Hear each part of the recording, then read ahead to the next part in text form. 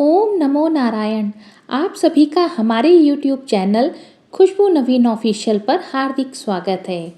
आइए जानते हैं साल 2023 में सावन मास के कृष्ण पक्ष की एकादशी के बारे में कि एकादशी का व्रत कब रखना है, एकादशी और द्वादशी तिथि कब से कब तक रहेगी, व्रत कब रखकर कब खोलना है, व्रत पारण का यानी कि व्रत खोलने का शुभ मुहूर्त कब से कब तक रहेगा, इस दिन रहने वाले राहु काल के समय के बारे में भी आप जानेंगे। इस समय चातुर्मास चल रहा है। चातुर्मास के दौरान भगवान विष्णु 4 महीनों के लिए शयन मुद्रा में रहते हैं। सावन का महीना चातुर्मास का प्रथम मास होता है। सावन की पहली और कृष्ण पक्ष की एकादशी कामिका एकादशी होती है और इस दिन व्रत रखकर विधि पूर्वक भगवान विष्णु की पूजा करने से सभी मनोकामनाएं पूर्ण होती हैं। साथ ही आप इस व्रत से जुड़ी हुई संपूर्ण जानकारी भी जानेंगे। साल 2023 में इस बार 13 जुलाई गुरुवार को एकादशी है और इसी दिन व्रत भी रखा जाएगा। सावन मास की कृष्ण पक्ष की एकादशी है कामिका एकादशी। इस दिन व्रत रखने से सभी अटके हुए और बिगड़े हुए काम बन जाते हैं।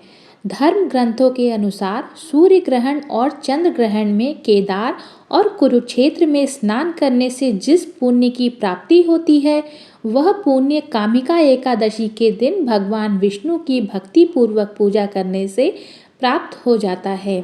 इस उपवास को करने से मनुष्य को न यमराज के दर्शन होते हैं और न ही नरक के कष्ट भोगने पड़ते हैं, वह स्वर्ग का अधिकारी बन जाता है। कहते हैं पापों से भयभीत रहने वाले मनुष्यों को इनसे मुक्ति के लिए कामिका एकादशी का व्रत करना चाहिए। साथ ही भगवान हरि की कृपा से सभी पापों से मुक्ति मिलती है। एकादशी की तिथि प्रारंभ होगी 12 जुलाई बुधवार की शाम 5:59 से और समाप्त होगी 13 जुलाई गुरुवार की शाम 6:24 पर। इसलिए उदया तिथि के अनुसार 13 जुलाई को ही व्रत रखा जाएगा। गुरुवार को सूर्योदय का समय रहेगा सुबह 5:32 और सूर्यास्त का समय रहेगा शाम 7:21 पर। एकादशी के दिन श्री हरि की पीले फल पीले फूलों से पूजा की जाती है और इस दिन व्रत रखने वाले लोगों को अन्न का त्याग करना चाहिए। द्वादशी तिथि प्रारंभ होगी 13 जुलाई गुरुवार की शाम 6:25 और समाप्त होगी 14 जुलाई शुक्रवार की शाम 7:17 पर।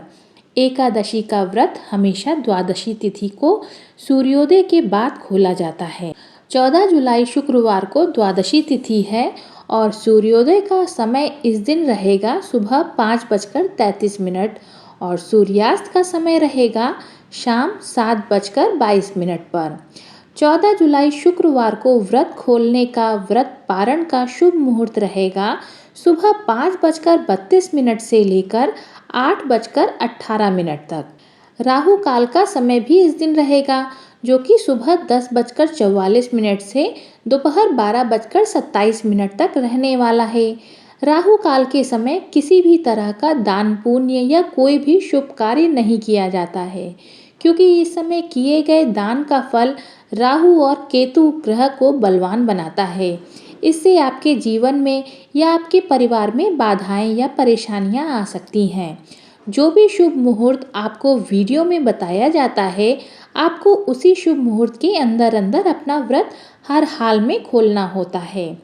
एकादशी से एक दिन पहले कुछ जरूरी नियमों का पालन किया जाता है, जैसे कि दशमी तिथि को मसूर की दाल का, बैंगन का या लहसुन प्याज से बने हुए भोजन का या मांसाहार का सेवन नहीं किया जाता।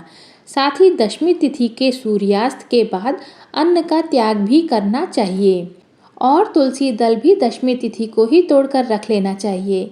अगले दिन विधिवत पूजा करनी चाहिए। सुबह स्नान करके हाथ में जल या पुष्प लेकर व्रत का संकल्प लिया जाता है। भगवान विष्णु के मंत्रों का जाप करके जैसे कि ओम नमो नारायण, ओम नमो भगवते वासुदेवाय या श्री विष्णु गायत्री मंत्र का जाप करके व्रत की कथा पढ़कर सुनकर भगवान को भोग लगाकर और माँ लक्ष्मी जी की पूजा करके व्रत आपको प्रारंभ करना चाहिए। भगवान को जो भी भोग आप लगाएं उसे प्रसाद रूप में परिवारजनों में जरूर बांटें। इस दिन विष्णु चालीसा का पाठ, विष्णु सहस्त्रनाम का पाठ और विष्णु भगवान की कथा के साथ साथ भागवत कथा का भी पाठ करना चाहिए। दिन भर उपवास रखें। उपवास के बाद शाम की पूजा करने के बाद जो लोग भूखे नहीं रह सकते हो तो शाम की पूजा करने के बाद आप फलहार ले सकते हैं। मौसमी फलों का, दूध का, चाय का या कैसे भी तरह जो आप फलहार लेते हैं उनका आप सेवन कर सकते हैं। अगले दिन सुबह पूजा करके आप शुभ मुहूर्त में अपना व्रत खोलें, लेकिन व्रत खोलने से पहले आपको कुछ न कुछ दान जरूर करना चाहिए।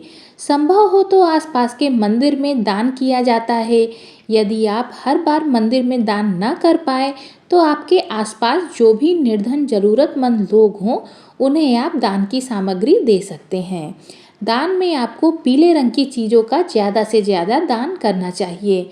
कुछ भी आप दान करें उसमें आप हल्दी और नमक जरूर रखकर जरूर दान करें। साथ ही इस दिन आप तिलों का दान भी कर सकते हैं। तिलों का दान करने से और तिलों को जल में प्रवाहित करने से श्री हरि अत्यंत प्रसन्न रहते हैं। भगवान को जो भी भोग लगाएं तुलसी दल जरूर रखें। यदि आपके पास भोग लगाने के लिए केवल फल है और जल है तो उसमें भी आप तुलसी दल रखकर ही भगवान को भोग लगाना होता है। अगर आप धन प्राप्ति के लिए कोई उपाय करना चाहते हैं तो कामिका एकादशी के दिन पीले रंग के कपड़े में हल्दी की 7 गांठ बांधकर अपनी मनोकामना का ध्यान करते हुए इसे केले के पेड़ के नीचे रख दें। इससे आपको चमत्कारिक लाभ प्राप्त होंगे। एकादशी के दिन पूजा में भगवान विष्णु को तिल, दूध व तुलसी के पत्ते डालकर पंचामृत अर्पित करें। सौभाग्य के लिए कामिका एकादशी की शाम तुलसी के सामने घी का दीपक जलाएं और ओम नमो भगवते वासुदेवाय नमः का मंत्र का जाप करते हुए तुलसी की 11 परिक्रमा करें। कामिका एकादशी की पौराणिक कथा के अनुसार एक गांव में पहलवान रहता था। वह नेक दिल होने के साथ ही क्रोधी भी था। एक दिन पहलवान की एक ब्राह्मण से बहस हो गई और क्रोधवश उसने उस ब्राह्मण के प्राण ले लिए, जिस कारण उसे समाज से बहिष्कृत कर दिया गया। पहलवान ने एक साधु से इस दोष से मुक्ति का उपाय पूछा। साधु ने उसे कामिका एकादशी व्रत रखने और विधि विधान से भगवान विष्णु की पूजा करने के लिए कहा। पहलवान ने ऐसा ही किया और वह भगवान विष्णु की कृपा से दोष मुक्त हो गया। उसी दिन से कामिका एकादशी व्रत रखने का प्रचलन हो गया है। हो सकता है आपने हमारे चैनल को सब्सक्राइब ना किया हो, बेल आइकन प्रेस ना किया हो। इसके लिए अगर आपको हमारे चैनल पर दी गई जानकारी पसंद आती हो तो चैनल को सब्सक्राइब करके बेल आइकन जरूर प्रेस कीजिएगा। और आजकल हमारे इस चैनल पर सावन मास महात्म्य की कथाओं का रसपान भी जरूर कीजिएगा। अगर आप पहली बार हमारे चैनल पर हैं तो प्लीज़ उसे ज़रूर सुनिएगा। इन कथाओं का रसपान करने से भोलेनाथ की कृपा भी प्राप्त होती है। आप सभी का दिन शुभ हो। भगवान श्री हरि और भोले शंकर की कृपा सदा आप और आपके परिवारजनों पर बनी रहे।